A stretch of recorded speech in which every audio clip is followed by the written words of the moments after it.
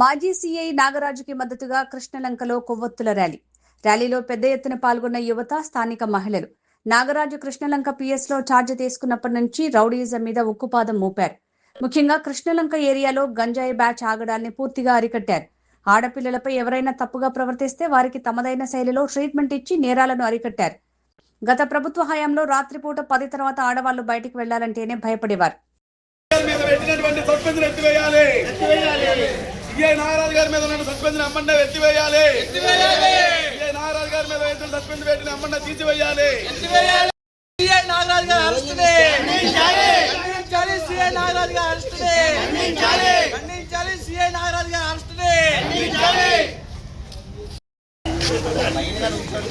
రాజేష్ అన్న నువ్వు ఈ పక్కకి రా.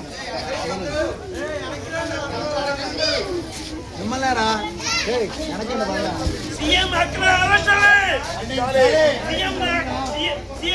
అక్రమ అరెస్టులే ఖండించాలి. సీఐ నాగరాజు గారి అక్రమ అరెస్టులు వెంటనే ఖండించాలి. సీఐ నాగరాజు గారి అక్రమ అరెస్టులు వెంటనే ఖండించాలి. సీఐ నాగరాజు గారి అక్రమ అరెస్టులు వెంటనే కావాలి కావాలి కావాలి కావాలి కావాలి కావాలి.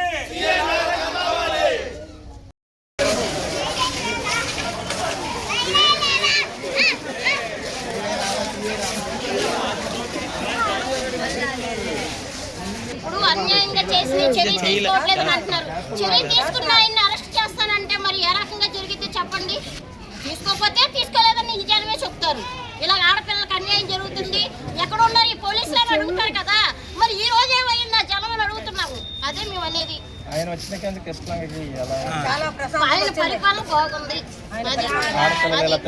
ఆడపిల్లలు కూడా స్వేచ్ఛగా తిరగలుగుతున్నారు. గంజాయి బ్యాచ్ కానీ పేరు బ్యాచ్ నా కొడుకులే కానీ దొంగతనం చేసే నా కొడుకులే కానీ అలాంటి వాళ్ళందరూ కూడా అది ఏ నాగరాజు గారు మాకు ఉండబట్టి మేము ఎంతో ధైర్యంగా ప్రశాంతంగా ఉండగలుగుతున్నాము. గంజాయి బ్యాచే కానీ తాగుమోతోడే కానీ బ్లేడ్ బ్యాచే కానీ చాలా వరకు ఆయన వల్ల అరికట్టి చాలా ప్రశాంతంగా మేము ఉండగలుగుతాం. ప్రతి వాడకట్టుకి కూడా సీసీ కెమెరాలు పెట్టి ఎంతో భద్రతగా మమ్మల్ని చూస్తాం. మా సీఐ నాగరాజు గారు మాకు కావాలి. అది సౌందర్య అండి. నేను ఇక్కడ మెడికల్ షాప్లో ఉంటున్నాను. చాలామంది పేరెంట్స్ వచ్చి ఇక్కడ గంజాయి బ్యాచ్ బ్లేడ్ బ్యాచ్ వల్ల మా పిల్లలు చాలా వరకు స్ట్రగుల్ అవుతున్నారండి, ఏం చేద్దాం అది ఇది అన్నాక సీఏ నాగరాజు గారు వచ్చిన తర్వాత మా ఏరియాలో చాలా వరకు గంజాయి బ్యాచ్ కానీ బ్లేడ్ బ్యాచ్ కానీ చాలా వరకు నిర్మూలన అయ్యింది. ఈ రోజున ప్రతి ఒక్క ఆడవాళ్ళు రోడ్డు మీద ఉన్నారంటే ఆయనే కారణం అండి. ప్రతిరోజు 9:30 టైంకి రౌండ్స్కి వచ్చి ఒక 4-5 ఉంటే ఏంటి ఇక్కడ మీకు పని చెప్పి ఆగి అడిగి వాళ్ళని ఇంటికి పంపించి చాలా చక్క పెట్టారండి. అసలు ఈ సొసైటీలో అలాంటి పర్సన్ ఉండాలండి. అలాంటి పర్సన్ని మనం వదులుకున్నామంటే రేపు పొద్దున మన భవిష్యత్తు, మన పిల్లల భవిష్యత్తు మనకి అసలు ప్రతి ఒక్కరు ఈ గంజాయి బ్యాచ్ బ్లేడ్ బ్యాచ్కి భయపడవలసిందే. ఎందుకంటే ఒక్కొక్కరు అర్ధరాత్రి ఏ టైంకైనా రావచ్చు. వీళ్ళు చేసే దౌర్జన్యాలు చాలా దారుణంగా ఉంటాయి. అవి మేము చెప్పనవసరం లేదు, ప్రతి ఒక్కరికి బాగా తెలిసిందే. సో సీఏ నాగరాజుకి మద్దతుగా మేము అంతమంది వచ్చామండి. ఇప్పటి వరకు మేము ఇంట్లో నుంచి ఏ రోజు కూడా బయటికి రాలేదు. ఈ రోజు వచ్చి ఇట్లా మాట్లాడుతున్నామంటే సిఐ గారిని అరెస్ట్ చేస్తారన్నారు, అందుకని మేము బయటకు వచ్చి మాట్లాడుతున్నాం. అంతకుముందు మీరు ఇప్పుడు కనుక టాలీ చేసుకుంటే కనుక ఈరోజు మేము సేఫ్గా ఇంట్లో ఉండగలుగుతున్నాం. ఎందుకంటే మీరు పాస్ట్లో కృష్ణలంక ఎట్లా ఉంది, ఇప్పుడే కృష్ణలంక మేము చెప్పడం కాదు, మీరు కనుక్కోండి ఎలా ఉంది ఏంటన్నది. ఈరోజు సేఫ్గా మేము ఇంట్లో పడుకుంటున్నాము, పిల్లలు సేఫ్గా ఉన్నారంటే అది కేవలం సిఐ గారి వల్లే. ఆయన 9 అయిందంటే ఏ ఒక్కళ్ళు మా ఇంటి ముందు మేమున్నా సరే ఒప్పుకోవట్లేదు అనమాట. అంత సేఫ్గా మమ్మల్ని మేము ఎప్పుడు కూడా సేఫ్ హ్యాండ్స్లో ఉన్నామని మేము ఫీల్ అవుతున్నాం.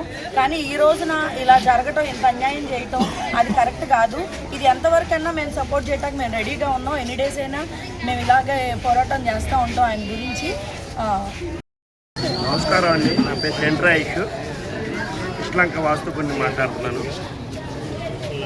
విజయవాడ ఇక్కడికి నాగరాజు గారు మనకి ఇష్టం వచ్చిన తర్వాత గంజాయి గాళ్ళు, డ్రగ్స్ గాళ్ళు, ఈ బ్లేడ్ బ్యాచ్ గాళ్ళు విజయవాడ నడిబొడ్డు బస్టాండ్ సెంటర్ అండి. ఇది రైల్వే స్టేషన్కి బస్ స్టాండ్కి మొత్తం నడిబొడ్డు సెంటర్. ఎక్కడ ఎవడొస్తున్నాడో ఎవడెళ్తున్నాడో తెలియదు. ఏంటి ఏ టైంలో ఏ రోజున ఇంటికి వస్తారో ఏది అయిపోతాయో తెలియదు. అలాంటిది ప్రతి సందుకు సీసీ కెమెరా పెట్టి ప్రతి ఒక్కరిని ఒకడున్నా, ఇద్దరున్నా, ముగ్గురున్నా ఆయన ప్రతిదీ సీసీ కెమెరాలో చూసి ఎమ్మటే సీసీ కెమెరాలు చూస్తాం వాళ్ళకి 3 ఉన్నారు, ఎందుకు వెళ్ళినారో వెళ్ళండి, కానిస్టేబుల్ని పంపిస్తాం. 2 కానీ ఆయన కెమెరాలో చూస్తూ ఉంటాడు. వాళ్ళు పంపించి వాళ్ళని తీసుకొచ్చేదాకా ఆయన చూస్తూనే ఉంటాడు. లేదు ఎందుకు ఉన్నారో అని అక్కడే అడుగుతాడు. ఫలానా ఓకే వాళ్ళు మంచోళ్ళు అయితే అక్కడి నుంచి పంపించే ఇంటికి, లేదంటావా తీసుకురా, తీసుకొచ్చేదాకా ఆయన చూస్తాడు.